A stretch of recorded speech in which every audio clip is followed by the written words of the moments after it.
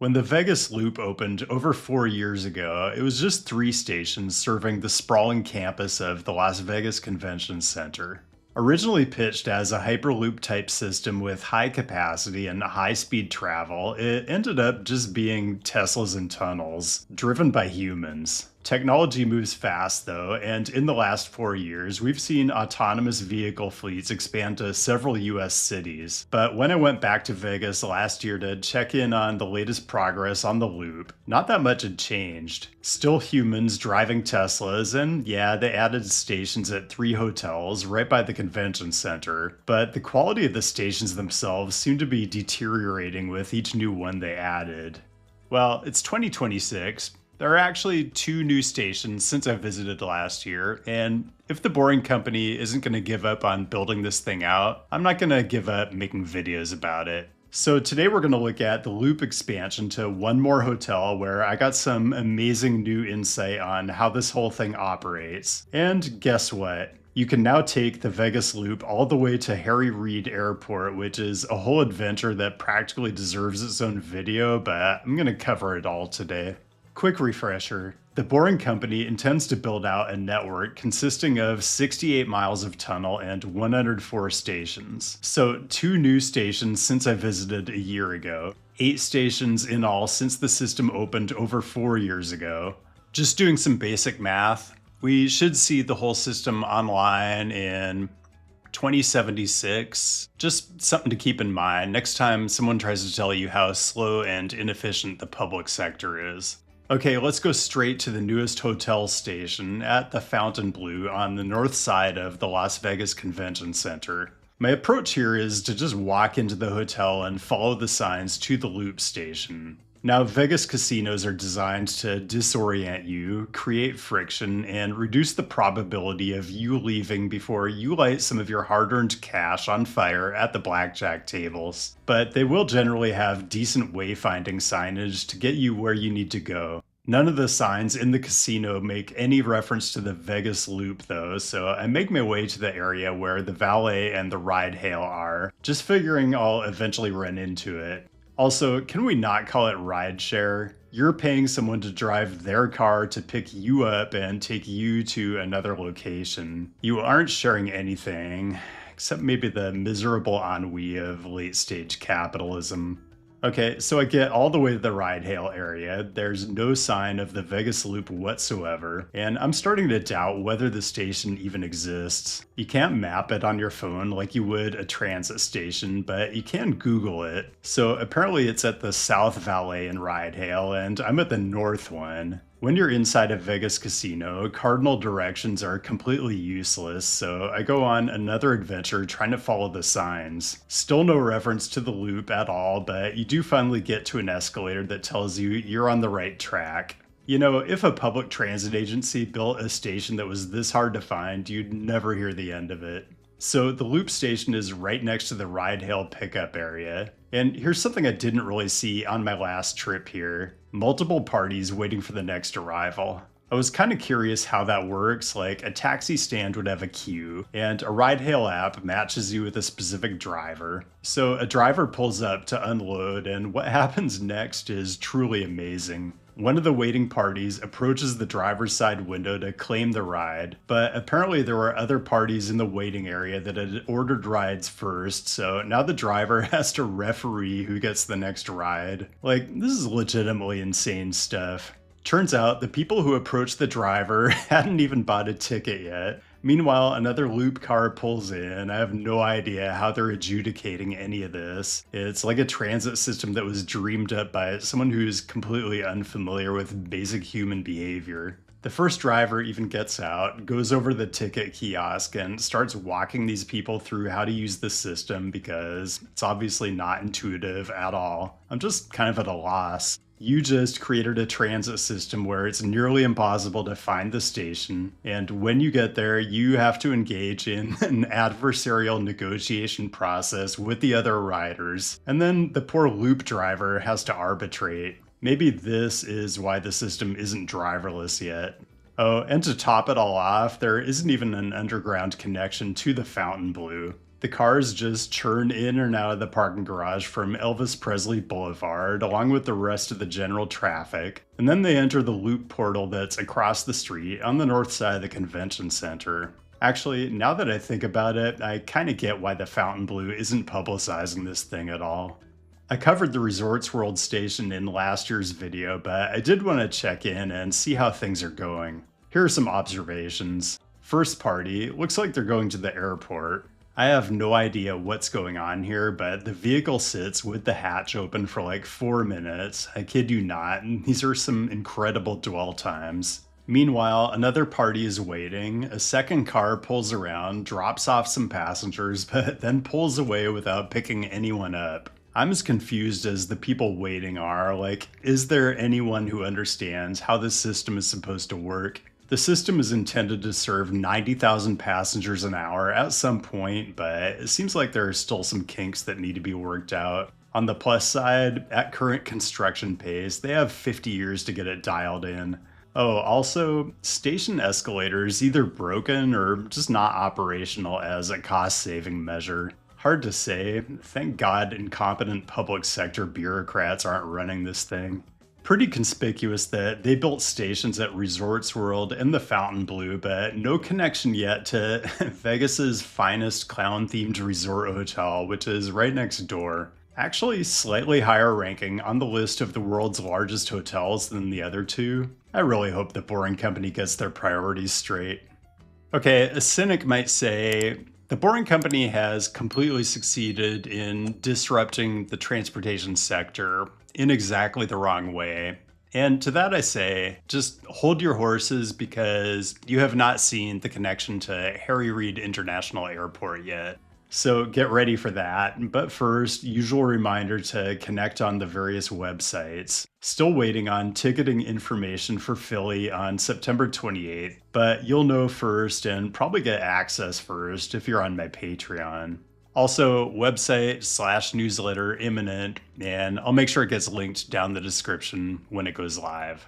Just to belabor the point, if this was a public transit project with this many OSHA violations that was this far off the timetable that had originally been pitched, with service characteristics this significantly worse than what was initially advertised, you would never hear the end of it. But instead, there's really nobody being held to account because the perception is, who cares, it's privately funded. Which I guess depends on your view of whether the Las Vegas Convention and Visitors Authority is intended to serve the public interest. The LVCVA is funded almost entirely by hotel room taxes to the tune of $300 to $400 million a year. And near as I can tell, they paid around $47 million for the construction of the initial 3-station loop at the convention center. Plus, it looks like $5 million a year for ongoing operations and maintenance. Honestly, not a huge part of the organization's budget, but certainly not nothing. Build out of the rest of the network is kind of a different animal entirely. The idea has been that each resort will pay for construction of its own station, and the Boring Company will foot the bill for the tunnels themselves. Well, if the latest station is any indication, the resorts are solving this by just demarcating a separate loading zone in their existing ride, hail, and valet area. And the Boring Company is solving it by just using the local street network instead of a tunnel. Seems absurd, but that brings me to Harry Reid International Airport. Now, I'd heard that the Boring Company had been doing some more tunneling south and was now offering rides from the airport. I didn't really research this much in advance other than to go on the Boring Company website and note that they're advertising service that gets you from the airport to the convention center in 5 minutes for only $10, which is an insane deal if you've ever taken a taxi here, so I definitely had to see for myself. Now, I kept the research minimal because my thought is it should be very easy to find ground transportation options at an airport. I wasn't actually staying at any of the hotels that are served by the loop, but when I flew into Terminal 3, I did spend a little time trying to figure out where the loop station might even be, but it wasn't apparent. So the next day, I decided I was going to go to the airport and take the loop to Resorts World because, well, this is my job. I went to Terminal 1 and then tried to recreate as faithfully as I could the walking route I would take if I had come out of the boarding area on my way to the baggage claim and ground transportation. And there are signs that will lead you literally anywhere except apparently the Vegas Loop. I looked on every bit of wayfinding, every diagram, every map, just nothing. I actually started to wonder whether I'd imagined that loop service had extended to Harry Reid. You really should not have to Google where to find transit at an airport. If you go to DC National, or Atlanta Hartsfield Jackson, or Minneapolis St. Paul, or Chicago O'Hare, or SeaTac International, or Toronto Pearson, you have to be kind of an imbecile not to be able to figure out where the transit is. But when it comes to the loop, I'm apparently an imbecile. I had to Google it, and Google says level 0 in the area typically used by shuttles and limos. So I'm on level 0, which is charming, and there's just no sign of it anywhere. Multiple buses pass through as I'm searching in vain for a loop station, and shout out to RTC for designing an actual legible transit stop, even if it isn't in the most attractive location.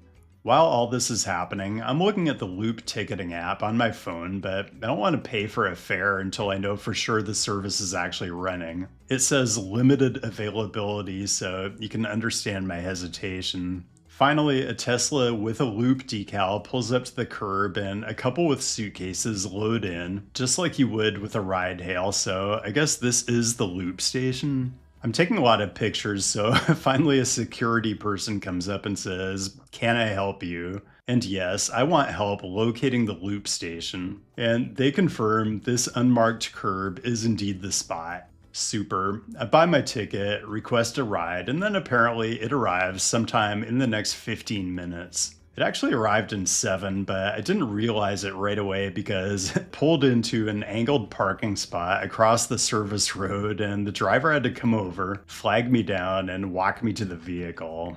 Just very strange. So now we're moving, and I'm ready for my 5-minute ride through the psychedelic tunnels, but instead, what I get is airport access roads, and then we're out on Paradise Road enjoying the magical scenery of Vegas. So basically the same as if I was taking a taxi to the Strip.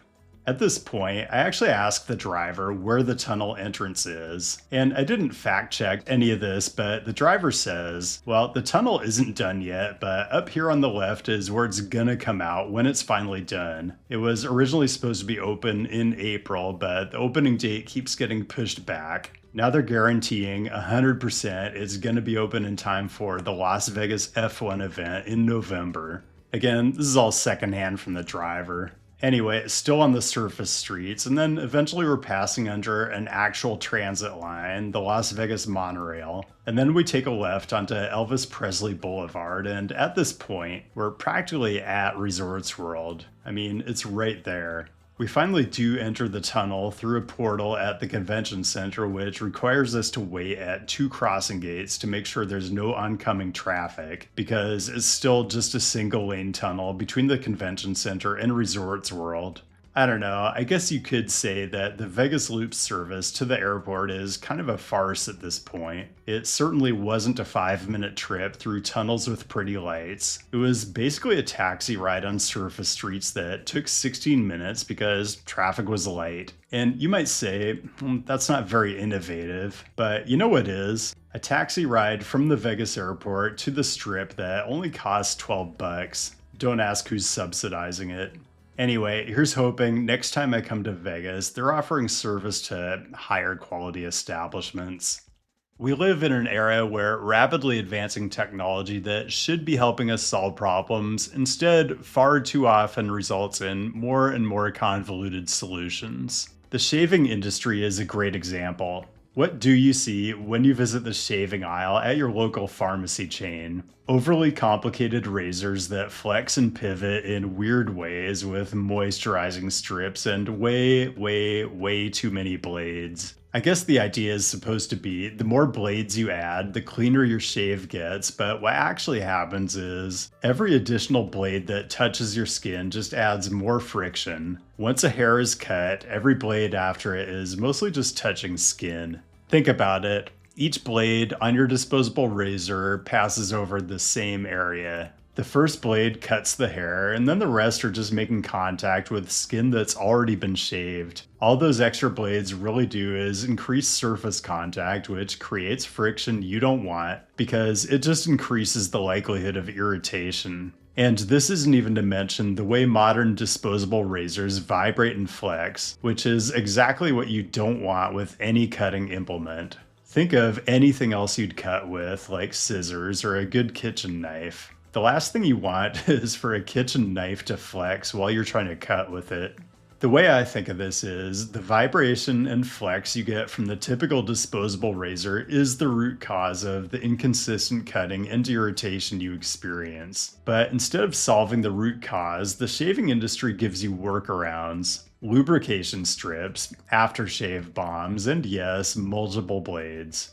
These are all aimed at addressing symptoms and not the underlying design problem. My suggestion? What you actually want is a razor that doesn't flex and vibrate. One with a single, precisely supported blade engineered to very tight tolerances, with an optimal angle and blade exposure that cuts correctly and predictably every time. That's what Henson did when they designed the AL13 safety razor. It's the very opposite of disposable. It's designed to last a lifetime, there's no subscription, and once you own the AL13, all you pay for is replacement blades, which run around like 10 cents. And actually, I'll do even better for you. If you use my code at checkout, you'll get 100 free blades with your order of an AL13. So if you want a great, drama-free shave with a properly designed razor that will save you money year after year, go to hensonshaving.com/CityNerd and enter CityNerd at checkout.